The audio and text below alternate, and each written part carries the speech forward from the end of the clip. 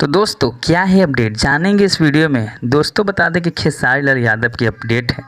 तो खेसारी लाल यादव की अपडेट की बात कर लें तो जान रहे हैं कि अभी बोलबम का सेशन चल रहा है दोस्तों, और जानते हैं कि बोलबम के ज़ोरों तोरों से शूट हो रहा है।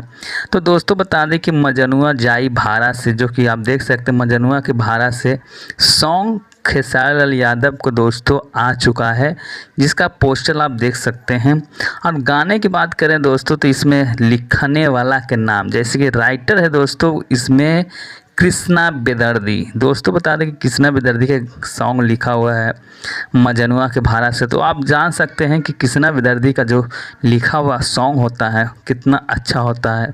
तो आप इस गाने को जाइए दोस्तों सुनिए और एंजॉय करिए। खेसारी लाल यादव को देख सकते हैं कि ये पहला सॉन्ग आया है। तो दोस्तों एंजॉय करिए, गाने को शेयर करिए। तो आज के लिए इतना ही, फिर मिलते हैं एक नए वीडियो में एक नए अपडेट के साथ। जय भोजपुरी।